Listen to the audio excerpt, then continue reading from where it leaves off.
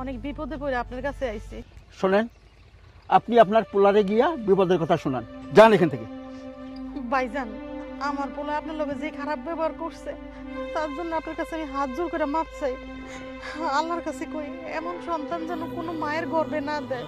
ও তো মানুষ না, মানুষ রূপে জানোয়ার। ওরে কেন বাড়িতে আপনি জায়গা দিচ্ছেন?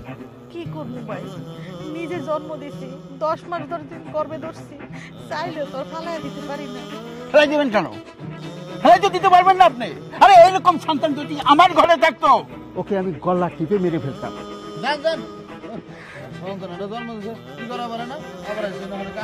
মাকে তো দেখেই না, আর মানুষের সাথে কিভাবে আদব কায়দায় ব্যবহার করতে হয় সেটাও শেখে নাই। ও তো মানুষ না, একটা অমানুষ। ভাইজান, ওই না এমন ছিল না, ওই ঢাকা শহরে গিয়া ও বিয়া করে এমন হয়ে গেছে ভাইজান। আমার পোলাটা এমন ছিল না ভাইজান। ঠিক আছে, সেটা নাই বুঝলাম, তা এখন আপনি কোন উদ্দেশ্যে আইছেন সেটা বলেন। ভাইজান, আমার শরীরটা না অনেক খারাপ, ডাক্তারের কাছে গেছিলাম। ডাক্তারে কইলো কি যেন একটা রোগ হইছে, অনেক টাকা লাগবে অপারেশন করতে। তাই ভাইজান আপনার কাছে আইছি, আমার যদি কিছু সাহায্য করতেন। আপনার পোলারে কি এই বিষয়ে জানিয়েছেন? ভাইজান, আমার মাইয়া গেছিল আমার কথা কইতে, কিন্তু আমার মাইয়ার অনেক কথা কইয়া বাড়িতে বাইর করে দিছে। জীবনে জানোয়ার দেখেছি, এই পোলার মতো আমি একটা জানোয়ারও দেখিনি। আচ্ছা ঠিক আছে, আপনার কত টাকা লাগবে বলুন।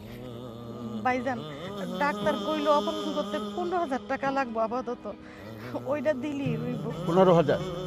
আচ্ছা, ওই 15,000 টাকা লাগবে না? এলেন, এখানে 15,000 টাকা আছে। এখন যে চিকিৎসা করেন, তারপরে যদি আরো কিছু টাকা লাগে সেটা আমি দেব।